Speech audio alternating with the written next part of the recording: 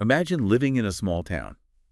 Everybody knows you, and then something truly terrible happens. Yeah. A woman vanishes, Right. and then photos surface online, Mm-hmm. and they show her imprisoned in a cage. Wow. Now, this isn't a scene from a horror movie. This is real life. Oh my God. This happened in Lebanon, Missouri, Okay. and it's the case of Cassidy Rainwater.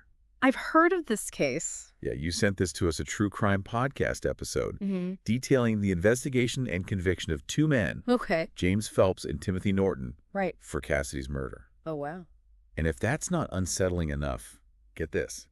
There are even darker rumors surrounding the case. Really? Whispers of cannibalism, Oh, geez. and a possible link to another really chilling cold case, the Springfield 3. I remember that case vaguely. That was a long time ago. So are you ready to kind of take a deep dive into the dark side of the Ozarks? I think so. All right. Do it. So what really strikes me about this whole thing is how what seems like an ordinary missing person case Right. turns into something truly sinister. Yeah. And that seems to happen a lot. Yeah. You see that with a lot of these cases. Yeah, and I think the digital age plays a big part in all of this. For sure. I mean, think about it. Online rumors and speculation can really run wild. Oh, absolutely. It's like a wildfire. Yeah, and it's hard to know what to believe and what not to believe. Right. You can't believe everything you read online, that's for sure. Exactly. Right. So we got this true crime podcast episode as our guide for this deep dive. Okay. So let's start by figuring out, what's fact and what's fiction. Sounds good. Okay, so we know that Cassidy, she's 33 years old, disappeared in July of 2021. Right. A month goes by,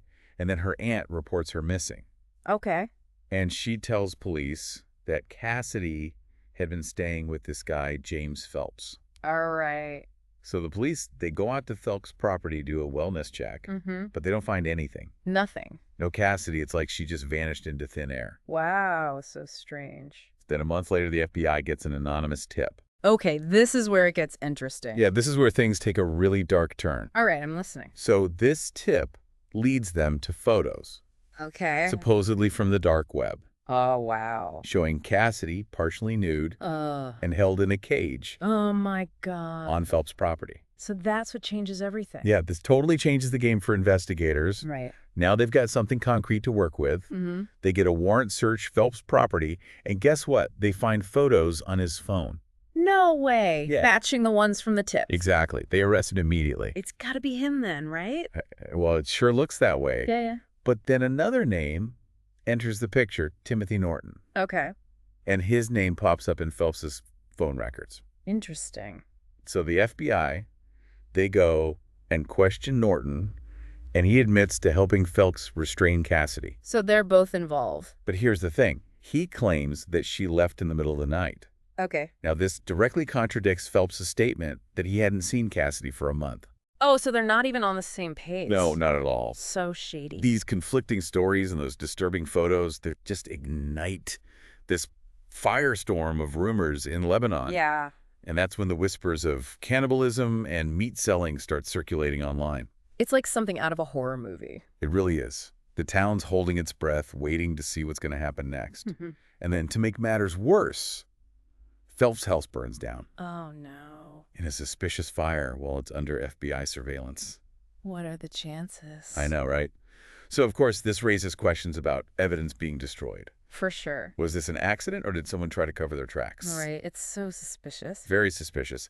And then shortly after the fire, they find skeletal remains, Oh, gosh. believed to be Cassidy's, on a neighboring property. So they did find her. Yeah, what started as a missing person case Yeah. is now looking like a homicide investigation. Wow. Things escalated quickly. And it's here that those initial rumors, they become a terrifying reality. Court documents reveal images of Cassidy's evisceration Oh, God. and dismemberment, That's awful. and they find packaged human flesh, What? dated July 24th, Oh, my God. in Phelps' freezer. This is crazy. This chilling detail seems to back up those online rumors. Right. Like those were true. And then on top of that, there's digital evidence Uh-huh. showing messages between Phelps and Norton, Okay. planning Cassidy's murder for months. So it was premeditated. This wasn't something that just happened in the spur of the moment. Wow, they planned this out. It was premeditated. That's scary. Norton eventually confesses to helping restrain and kill Cassidy. Oh, wow. And he says that Phelps strangled her. Oh, jeez. This, along with all the other evidence, it really paints a grim picture. I bet. And to add another layer of complexity, you have the community's distrust in how the sheriff handled the case. Yeah, I can see why they'd be upset. Right. The fact that he downplayed those early rumors and then the fire at the house, Right. it just fueled suspicion. Yeah, they must feel like they weren't being told the whole truth. Exactly like something was being hidden. Right. Now, before we move on too far, let's talk about Cassidy's life before all of this. Okay. Sadly, we don't know a whole lot about her, That's too bad. but we do know that she had a strained relationship with her family, Okay. and she had at least 2 children, Mm-hmm. one of whom was in adoptive care. Oh, wow. And this wasn't the first time tragedy struck her family. Really? Her mother, Tracy Wasik, disappeared back in 2007. Oh, my gosh. Her remains were eventually found scattered in a field, That's terrible. and her death is still unsolved. Oh, The parallels between the 2 cases, the missing mothers, the unanswered questions, right. it's really eerie. It really is. Like you said, it's giving horror movie. Totally. Okay, so Phelps and Norton, they both end up serving life sentences without parole for their crimes. Well, at least there's some justice Yeah. for Cassidy. Norton expresses remorse, Okay. but Phelps, he enters what's called an Alford plea. And Alfred play. Yeah. Which means he maintains his innocence, Okay. but he admits that the evidence is strong enough for a guilty verdict. Oh, so it's like a legal strategy. It's a strategic legal move, Okay. but, it doesn't bring Cassidy back. No, of course not. And this is where the podcast host raises a really unsettling question. Okay. Were there other victims? Oh, that's a good question. Right. It makes you wonder. The way they acted so methodically, Mm, the online chatter, yeah. the whispers about the dark web, Right. it all suggests there might be more to this story. For sure. Now, the podcast also draws a connection between Cassidy's case and the Springfield Three. Oh, really? Yeah, this is another unsolved mystery I remember that case. that has haunted Missouri for decades. Right. 3 women, Uh-huh. Susie Streeter, Stacy McCall, and Cheryl Levitt. Okay. They vanished from Springfield, Missouri back in 1992. Wow. A long time ago. Their case has never been solved. It's crazy how some cases just go cold. It really is. Now, here's where things get really interesting. Okay. They found an abandoned van on Phelps's property Okay. that looks very similar Uh-huh. to the van they were looking for in the Springfield 3 case. No way. Like, what are the odds? That's too much of a coincidence. I know this detail and all the unanswered questions. Yeah. It really makes you wonder if there could be a connection. Definitely. Maybe even more victims out there. It's definitely possible. It's a chilling reminder that sometimes predators can operate under the radar for a really long time. Yeah, you never really know who you're dealing with. The case of Cassidy Rainwater is a stark reminder that darkness can truly lurk even in the most unexpected places. Absolutely. It's a scary thought. All right, so we've covered a lot of ground here, Yeah, we have. but we're not done yet. Okay. There's still a lot to unpack. I'm ready. When we come back, we'll delve deeper into the investigation, Okay. the evidence against Phelps and Norton, Sounds good. and we'll explore those really unsettling rumors Yeah. of cannibalism Yeah. and the possible connection to the Springfield 3. All right, I can't wait. Don't go anywhere. Okay. Okay, so we're back, and we're picking up where we left off with the investigation and the mounting evidence against James Phelps and Timothy Norton. Okay. Remember those online rumors of cannibalism we talked about? Uh-huh. Well, as more details came out, those whispers became a really disturbing reality. Yeah, it's hard to believe that something like that could actually be true. I know it's like something out of a nightmare, but the discovery of packaged human flesh in Phelps' freezer, Oh my God. dated July 24th, Right?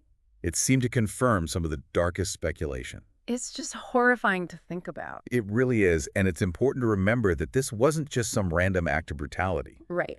The digital evidence shows us that they planned this Oh, wow. for months. That's scary. Messages between Phelps and Norton reveal that they were planning Cassidy's murder for months. Wow, so it's premeditated? It wasn't a crime of passion. It was carefully orchestrated.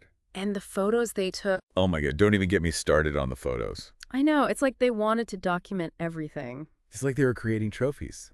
Yeah, like they were proud of what they did. It's just sick. It's a level of depravity that's hard to even comprehend. Totally. And it makes you wonder what kind of people could do something like this. Right, like what drives someone to not only commit these acts, but to document them so carefully? It's a disturbing thought. It really is. So let's shift gears for a minute and talk about the impact this case had on the Lebanon community.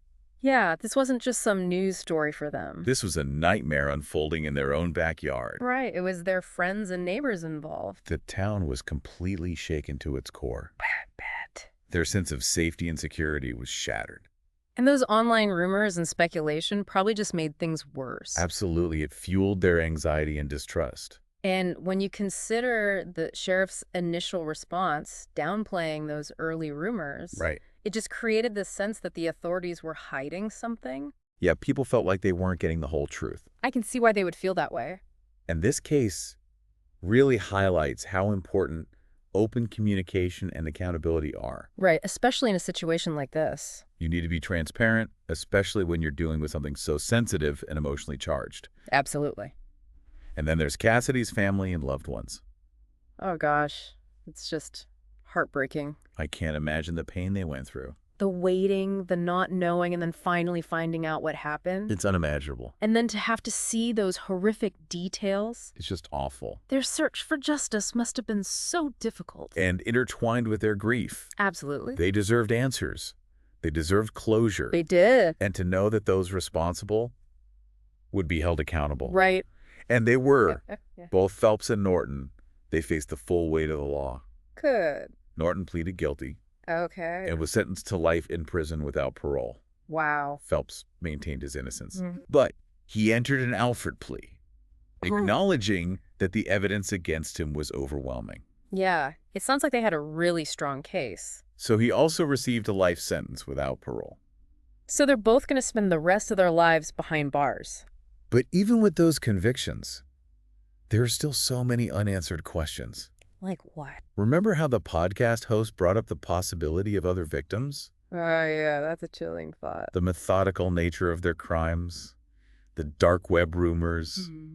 It just makes you wonder if there's more to the story. It definitely does. And then there's the link to the Springfield 3, Right. the van. Uh-huh. It's just too eerie to be a coincidence. I know, it's like something out of a movie. Could Phelps and Norton have been involved in other disappearances? It's possible. Could there be a connection to the Springfield 3? We may never know. These are questions that continue to haunt investigators I bet. and those who've been following this case. It's a mystery that may never be fully solved. And it makes you think about how some criminals can stay hidden for so long Right, like they just blend in. until they're finally caught. It's scary to think about. Okay, so let's take a moment to remember Cassidy. Yeah.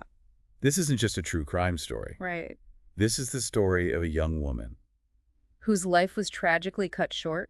Her story reminds us to be compassionate and understanding. To remember that every victim has a story, a life that goes beyond the headlines. It's a call to be more vigilant, Yes. To be more aware of those around us. to look out for each other. To speak up when we see something that's not right. This deep dive, it's been a heavy one. It has. It's a case that forces us to confront the darkness that exists in the world. The evil that people are capable of. But even in the face of this darkness, there's still hope. I agree. Phelps and Norton were brought to justice. That's true. Their crimes were exposed. And that's thanks to the hard work of investigators and the pursuit of the truth. Exactly, and the strength of Cassidy's family. Mm. Their commitment to finding justice and honoring her memory. Right?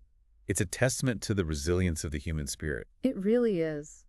All right, so we're back for the final part of our deep dive into the Cassidy Rainwater case. And I gotta say, this is one of those stories that really sticks with you. It really does. It's just so disturbing on so many levels. Yeah, it really makes you think about the world we live in, you know. Absolutely. How could this happen? Exactly. So let's talk about the lasting impact on the community of Lebanon. I mean, this wasn't just something they saw in the news. No. This happened right in their town. Right in their backyard. It's got to be hard to feel safe after something like that. It really does. I remember all those online rumors and speculation we talked about. Oh, yeah. That probably just made things worse. It definitely added to the fear and suspicion. Yeah. It's like the internet can be a helpful tool, but it can also be really dangerous. Totally. It can spread misinformation like wildfire, but it can also help uncover the truth. Exactly. It's like a double-edged sword. And in this case, it played a significant role both in amplifying the fear and ultimately helping to expose what really happened. Right. And, the sheriff's attempts to downplay those rumors early on, Yeah, that didn't help at all. It just made people more distrustful of the authorities. It's like they felt like something was being hidden. And I get it, when there's a lack of transparency, especially in a case like this, Hmm. it just breeds suspicion and conspiracy theories. This case really highlights how important it is for law enforcement to be open and accountable. To be upfront with the community, especially in small towns where everyone knows each other. And then there's Cassidy's family. God, it's just so sad. I can't even imagine the pain and the grief they've had to endure. To lose a loved one in such a horrific way, and then to have all these disturbing details come out. And to have to relive it all over again during the trial. They deserved answers, they deserved closure. Absolutely. And they channeled their grief into action, advocating for change and working to prevent similar tragedies. It's amazing how they found the strength to do that. So what can we take away from all of this? What can we learn from Cassidy's story? I think it's a reminder that we need to be vigilant. Evil can lurk anywhere. Yeah, even in the most unexpected places. We have to be aware of our surroundings. Look out for one another. And with the internet being such a powerful tool these days, Yeah, we need to be really careful about the information we consume. absolutely. Don't just believe everything you read online. And I think it's also a reminder to be compassionate and supportive of victims and their families. To listen to their stories, validate their experiences, and advocate for their rights. Exactly. Their voices often get lost in all the noise of the media and the legal proceedings. And this case is a call to action. We can't just sit back and let these tragedies happen. We have to support organizations that combat violence, Right. push for better mental health resources. And work towards a more just and equitable world. This is a conversation that needs to continue. We have to talk about these issues, challenge harmful norms, and work together to make a difference. Silence is not an option. We all have a role to play in creating a safer and more compassionate world. Well said. So this deep dive, Yeah. it's been a tough one, but it's an important one. It really is. The world can be a dark place, but there are a lot of good people out there working to make it a better place. And Cassidy's story, while tragic, can be a catalyst for change. If her case can make us more aware, more vigilant, more compassionate, then maybe, just maybe, something good can come out of something so terrible. That's a really good point. So thank you for joining us for this deep dive into the Cassidy Rainwater case. It's been a pleasure. It's a conversation that stays with you. And if this deep dive has left you wanting more, hit that subscribe button to explore other captivating mysteries with us. Until next time, stay curious, stay informed, and most importantly, stay engaged.